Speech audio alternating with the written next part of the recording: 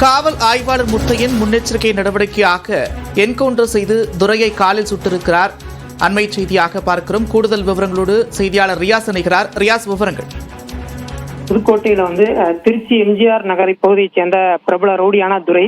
இவர் புதுக்கோட்டை வம்மன் காட்டு பகுதியில ரவுடியை துரை பிடிக்க சென்ற போது போலீசார் தாக்கியதுல போலீசார் என்கவுண்டர்ல ரவுடி துரை சுட்டுக் கொல்லப்பட்டார். மேலும் ரவுடி துரை மீது 4 கொலை வழக்குகள் மற்றும் உள்ளிட்ட 50க்கும் மேற்பட்ட வழக்குகள் நிலுவையில் சூழ்நிலையில ரவுடி துரை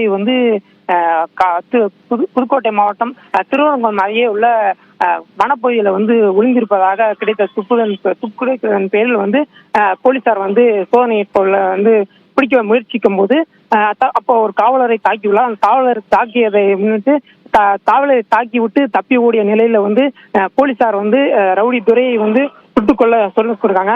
மேலும் தற்போது ரவுடி துரையின் உடலை புதுக்கோட்டை மருத்துவ அரசு கல்லூரிக்கு உடற்குறு ஆய்வுக்காக சென்றிருக்காங்க. மேலும் சம்பவம் நடந்த பகுதியில புதுக்கோட்டை காவல் கண்காணிப்பாளர் வந்திதா பாண்டே பார்வையிட்டு வராங்க. மேலும் திருச்சி ஐஜி அவரும் தற்போது அந்த பகுதி காட்டு பகுதியில பார்வையிட்டு இருக்காங்க.